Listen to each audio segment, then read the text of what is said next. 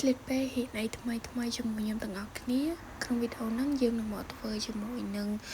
តំណកែវហើយនេះគឺជាសម្ភារៈដែលយើងត្រូវប្រើហើយក្នុងវីដេអូហ្នឹងខ្ញុំនឹងនិយាយជាមួយនឹងភាសាខ្មែរខ្លះហើយនិងអង់គ្លេសខ្លះមកពីរូបមន្តដែលខ្ញុំហ៊ានចាក់ហ្នឹងគឺភាគច្រើនពីជនជាតិគេច្រើនហើយដើម្បីធ្វើនឹងបានដំបូងផុតយើងត្រូវធ្វើ magic ring បន្ទាប់មកបងចាក់half double crochet ចូលទៅក្នុង magic ring ហ្នឹងឲ្យបាន10ដងអញ្ចឹងចុងក្រោយយើងនឹងទទួលបានជាមួយនឹង10 half double crochet នៅក្នុង magic ring ហ្នឹងមក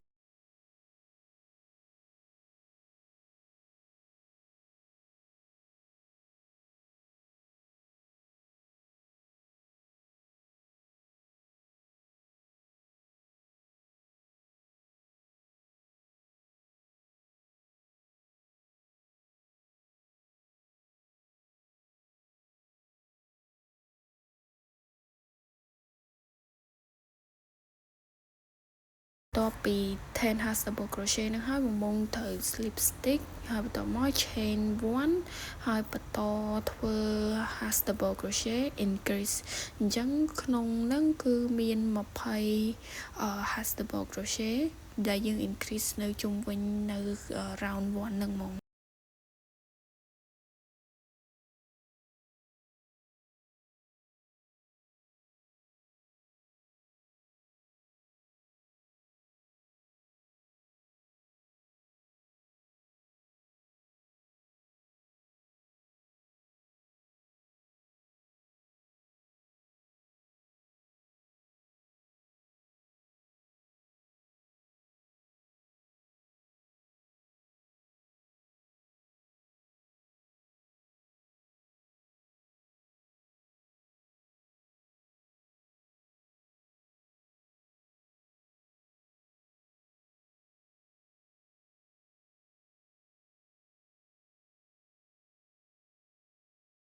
អញ្ចឹងសម្រាប់ចូលដល់ round ទី3បងត្រូវ slip stitch នៅ round ទី2សិនបន្ទាប់មក make chain 1ហើយយើង repeat ដូចស្រៀងមុនដែរតែលើកនេះយើងធ្វើ1 half double crochet into the same stitch អញ្ចឹងមានន័យថា stitch នៅចិត្ត stitch ដែលយើងចាក់ដំបូងគេបំផុតហ្នឹងហើយបន្ទាប់មកធ្វើការ increase ធ្វើវាបន្តឲ្យបាន10ដងអញ្ចឹងនៅចុងក្រោយបងនឹងទទួលបានជាមួយនឹងរង្វង់ហ្នឹងគឺចំនួន30 half double crochet នៅក្នុងហ្នឹងហ្មង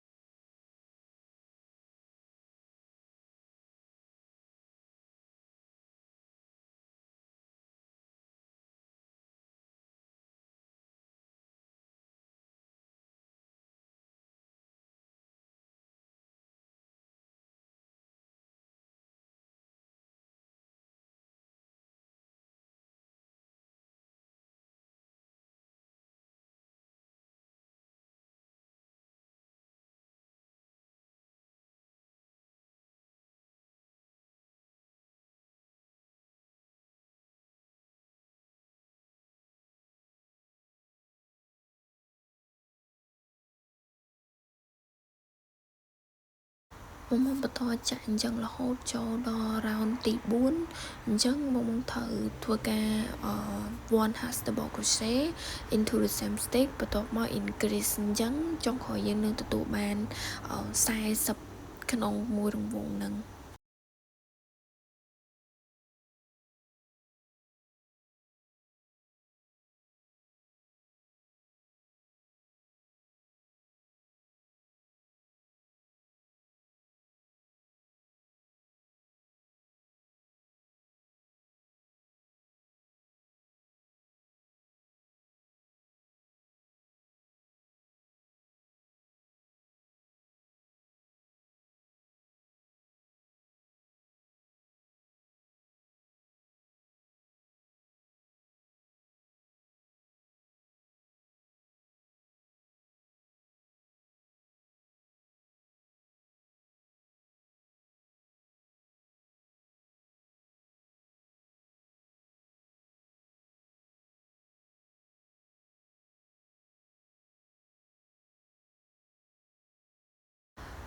នៅពេលដែលបញ្ចប់ដូចដើមគឺយើងត្រូវធ្វើការ slip stick ហើយបន្ទាប់មក chain 1 ប៉ុន្តែលើកនេះយើងធ្វើការ increase គឺយើងចាក់3 hashed double crochet into different stick ហើយបន្ទាប់មកមកអាចធ្វើការ increase ម្ដងអញ្ចឹងបន្តធ្វើបែបហ្នឹងឲ្យគ្រប់10ដងទៅនៅចុងក្រោយ slip stick អញ្ចឹងចំនួនsingle crochet ឬក៏ chain នៅលើហ្នឹងគឺសរុបទាំងអស់50ដែលយើងរាប់នៅលើហ្នឹងផ្ទាល់ហ្មងអញ្ចឹងយើងអាចបន្តទៅ round 6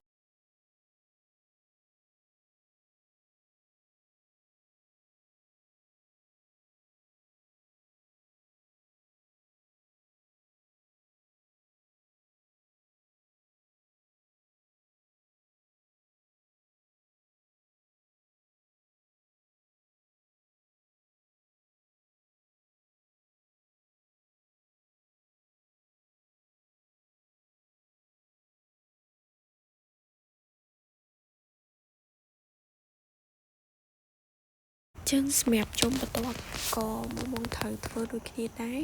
ត្បូងបំផុតត្រូវធ្វើការ slip stick ហើយ chain 1ហើយនៅជុំទី6នេះយើងនឹងធ្វើការតឡើងកន្លែងនេះយើងត្រូវធ្វើការ increase ពី3មក4អញ្ចឹងបងត្រូវចាក់4 hash double crochet increase ឲ្យបាន10ដងអញ្ចឹងចុងក្រោយនឹងទទួលបានចំនួន60 hash double crochet នៅក្នុង round ហ្នឹង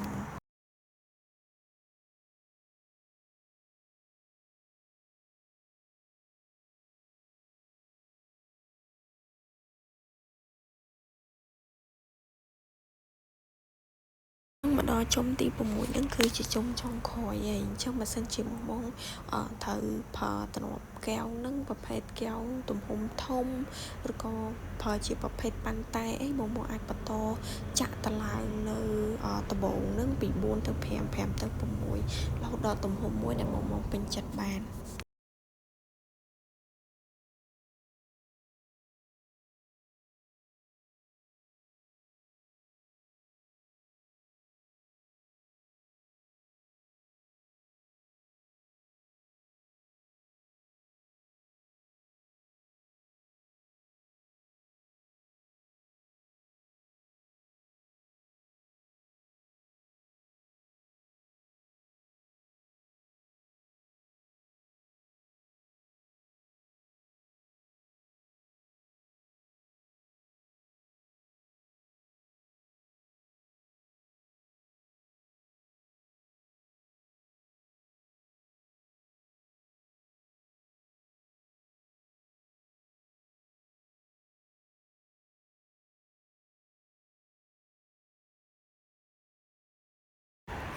បន្តមកទៀតយើងត្រូវចាក់ស្លឹកជុំវិញ coaster របស់យើងនឹងដែលបងត្រូវធ្វើការចាក់ chain ចំនួន2ហើយបន្ទាប់មកធ្វើការបង្កើត hash double crochet ចាក់ chain ចំនួន3ទៀតហើយ hash double crochet ក៏ប៉ុន្តែ into the same stick ហើយបន្ទាប់មកធ្វើការរំលង2 stitches ហើយចាក់វាដូចដើមជាមួយនឹងរូបមន្តនៅខាងលើនឹងហ្មងហើយបើសិនជាមកគិតថាចង់ recommend ឲ្យបរិញ្ញាចាក់បែបស្រួលជាងនឹងឬក៏ប្រើជាវីដេអូដែលអត់មានសលេងសតអីចឹងមកអាច comment នៅក្នុងវីដេអូនឹងបានខ្ញុំនឹងសាកធ្វើវីដេអូហ្នឹងហើយបង្ហោះនៅក្នុង platform ដែលខ្ញុំមាន